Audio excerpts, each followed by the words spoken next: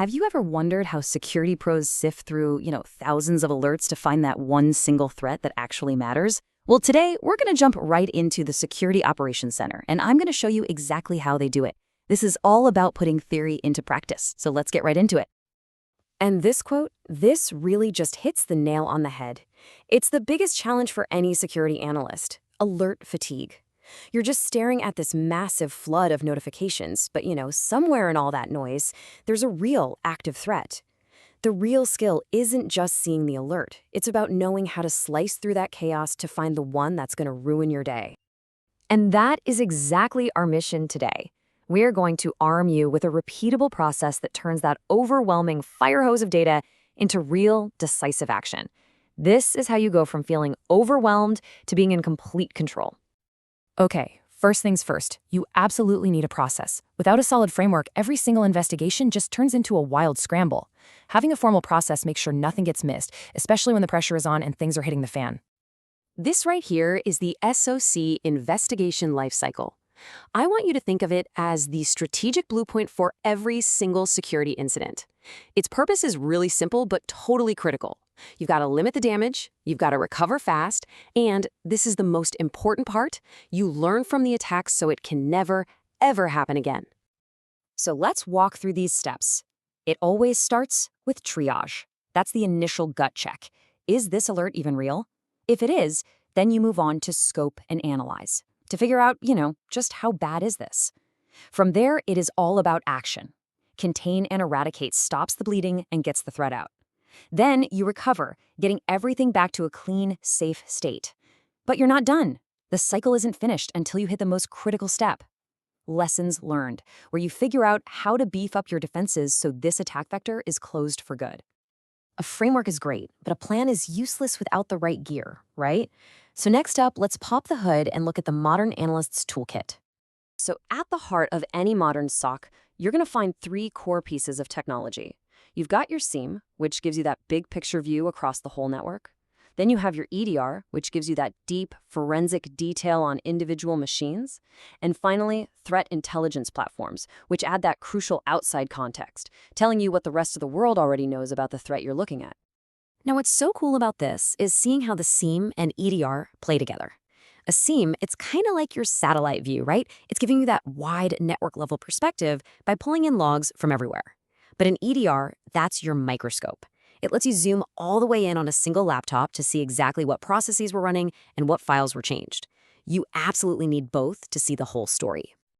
So we've got our framework and we've got our tools. Now, let's put them to work with some real-world threat playbooks. This is where the theory stops and the real investigation begins. We have to start with the most common way attackers get in, a simple phishing email.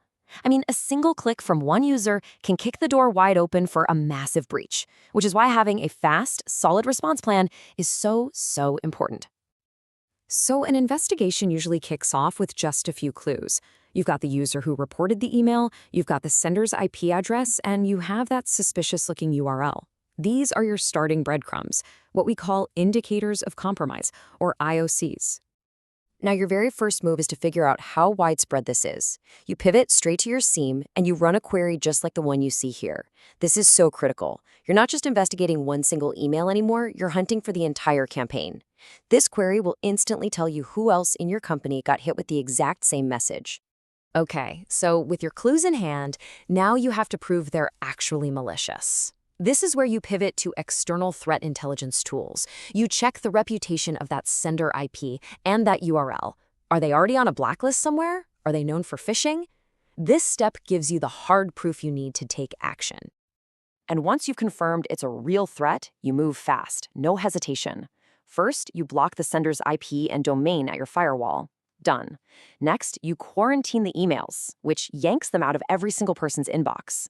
Then, to protect the user, you immediately reset their password and, this is key, you revoke all their active sessions to slam the door shut on any potential account takeover.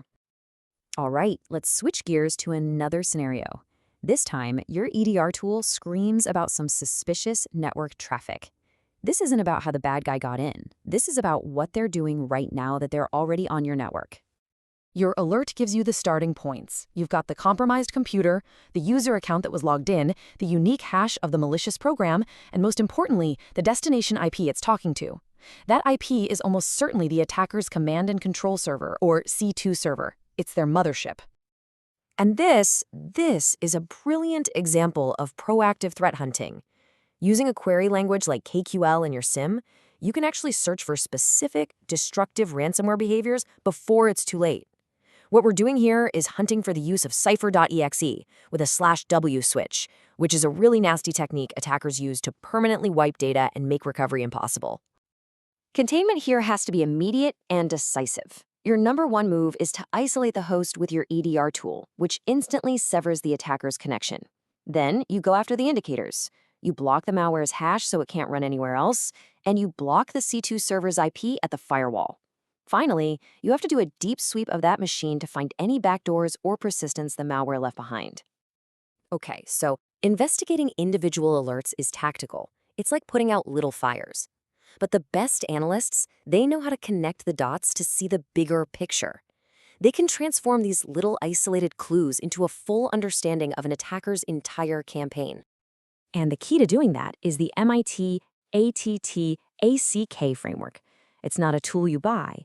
It's a massive, free knowledge base. It basically catalogs every known attacker behavior, from how they get in to how they steal data, creating a universal language that everyone in cybersecurity can understand and use. So how does this actually work in practice? Well, you take the raw data you're seeing, like a weird PowerShell command, and you map it to a specific ATT&CK technique, and suddenly, boom, you have context. You're no longer just looking at some code, you're seeing an attempt at the execution tactic. This tells you what the attacker is trying to do and helps you predict what they might do next. We've followed our framework, we've used our tools, and we've understood the attacker's behavior.